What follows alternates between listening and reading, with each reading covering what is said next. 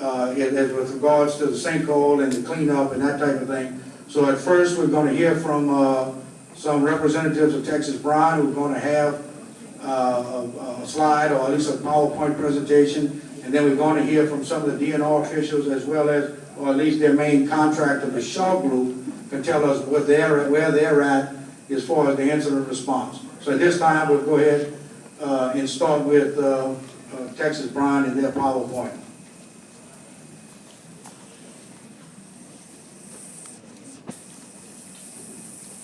Once he finishes PowerPoint, what we may do is have a couple of brief questions for them, and then we'll go to the second presentation. Then we'll reserve all the questions at the end, and we'll hang around as long as we need to answer as many questions, the experts answer as many questions as they can.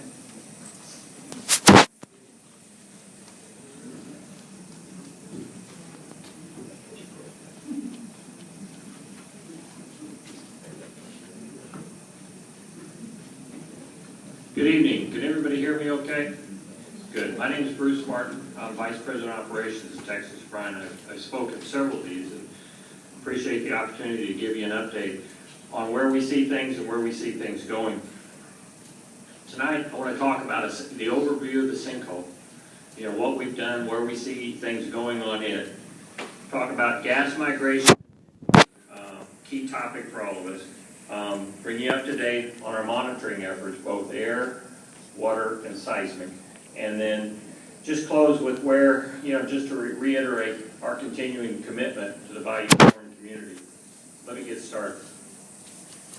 From a sinkhole standpoint, our top priority since August 3rd is containing the contents of the sinkhole so they don't affect the Bayou Corn community. Along those lines, it's been very challenging to deal with the hydrocarbon and, removal of the debris.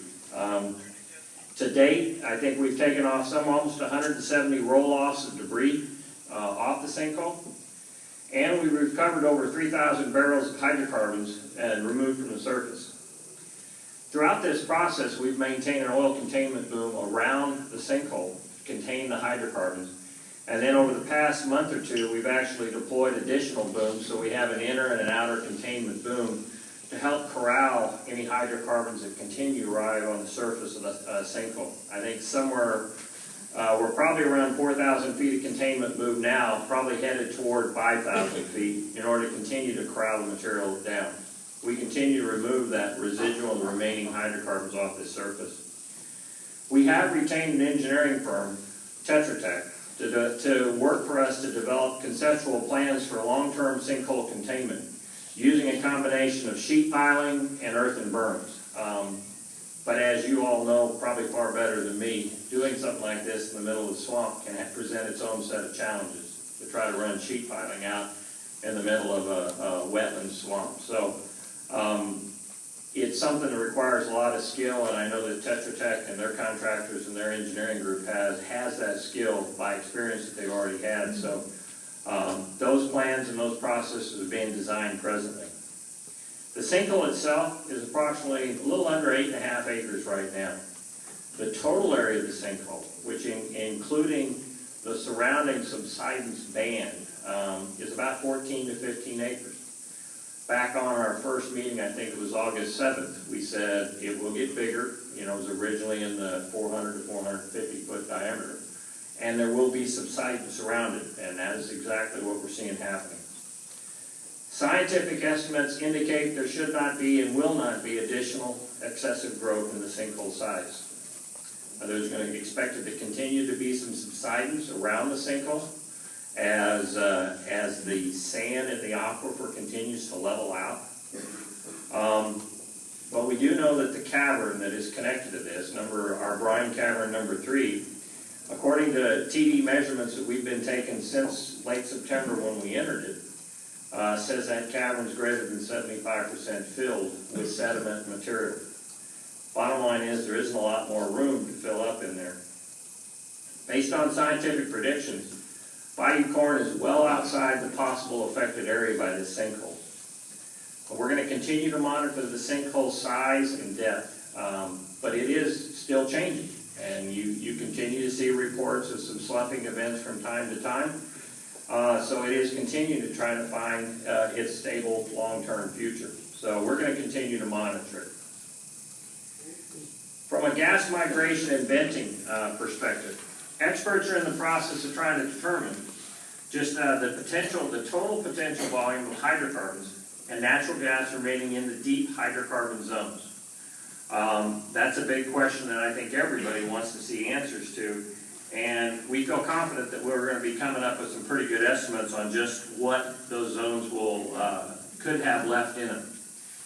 Work continues to identify where gas is located in the aquifer and how much remains in order to determine if more relief wells are needed.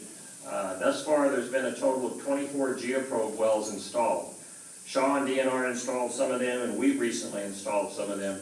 And those are designed simply to measure the pressure in the shallow sand zone. There's a shallow sand zone about 30 to 35 foot deep that is kind of an indicator of what pressure might be below it.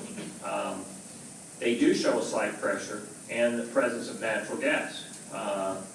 DNR and Shaw confirmed that. We've seen that in the geoprobe wells we've installed.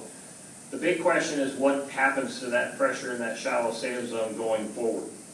Does it go down as we get more relief wells vented? We expect and hope that it will. The installation of 2 pressure monitoring wells in the Bayou Corn community is planned to begin this week. We've got a location and landowner access for one of them, and we're still seeking landowner access approval for the pressure monitoring well to be installed south of Highway 70.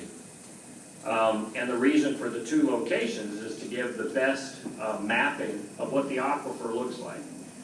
These wells will go down approximately 90 to 100 feet and actually be able to measure the pressure and the presence of natural gas in that aquifer. So in order to get the best description and understanding of where gas is and where gas is not, that's why we need these pressure monitoring wells. We're currently installing 3 pressure monitoring wells on our location, and we hope to finish up the 3rd one tomorrow. Texas Brine continues to install additional relief wells to vent gas from the aquifer. Currently, there's 3 relief wells flaring gas from the aquifer, with the installation of 5 more planned or underway. The 3 installed, one of them's on our site, 2 of them are wells that are installed by DNR and Shaw, and there's a 4th well that Shaw continues to work on to resume it to venting and flaring. It had been in the past, and I know they'll get it back flaring here shortly.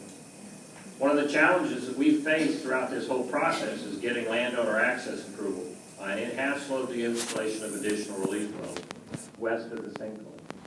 When we look at the aquifer structure, there appears to be a prime location between the sinkhole and the Bayou Corn community. Somewhere you'll hear the term along the Rig Road coming off Highway 70. That's off our property. And to get on there and get a right to install a relief well, we've got to have landowner access to do it. We've been working with the landowners. I think we're very close to getting that, but as of today, right now, I do not have it yet. Access to private property is necessary to vent any remaining gas. We're going to be looking at possible locations on our facility, but to be quite honest, our facility is very congested right now with all the other work going on around the sinkhole, work going out on the number 3 Brine location, and all the other places. So we don't have a lot of acreage to put stuff in, and as a result, we're going to have to go off-site, and we want to go off-site because that's where the best spot to put in relief wells are. So we're working with OEP, and we're committed to, I just want to reiterate, it's our commitment to the landowners to answer any questions about the venting process and associated access rights that you guys may have. I know it can be concerning to put in a relief well on your property, but we have to get those relief wells in so we can get the gas vented off. So if there's any questions, please get a hold of me or call the facility, or get through John Boudreaux at OEP and have him contact him so that he can get me your information. We'll come out and meet with you and answer any questions that you may have and explain as clearly as we can what a relief well will entail. You see a picture up there in the corner. That's what a typical flare will look like, venting a gas off one of the relief wells. When we talk about monitoring, air monitoring, I know it's always a concern for everybody, and us included. TBC and DEQ are actively monitoring, taking a lot of samples, a lot of air samples, looking for LEL, or lower explosive limit, H2S, hydrogen sulfide, VOCs, or volatile organic compounds, CO, carbon monoxide, and oxygen. To date, there's been no elevated levels of harmful substances ever detected by residential or sinkhole site air monitors that would pose any risk to any individuals. That includes both the DEQ and the EPA testing. Sage Environmental is our primary air monitoring contractor, and they are currently utilizing several monitoring methods to generate this data. This data is all reported to the regulatory agencies on a daily basis. First is, we have ongoing site stationary air monitoring that provides real-time analysis of air concentrations of possible pollutants that surround the site. We've got 6 stationary air monitors that are located in various positions around the sinkhole and the surrounding bayou to provide 24-hour, 7-day-a-week coverage of air quality monitoring. The air monitoring, like the ones that DEQ have used in the Bayou Corn area, look for safe concentrations of those various compounds. To date, we've not seen any problems, no elevated levels. The hydrogen sulfide monitoring system is in place, and these monitors monitor for the H2S. To ensure that no hazardous gases are coming off the observation well, otherwise known as oxygeismer 3A, and any of the relief well flares. I think it's important to note that to date, we've not seen any elevated H2S levels in the natural gas vented from the shallow aquifer. We did see some elevated H2S level in vent gas from a deeper relief well that we since closed, and we're going to be preparing and submitting plans to DNR to plug and abandon that well. But in the wells that are venting off of the aquifer, we've never seen any elevated levels of H2S. And we've never seen any air monitors near the flares detect any levels of H2S. So the reason for the flares is so that if there ever is any H2S brought to the surface, it is going to be safely contained and flared. In addition,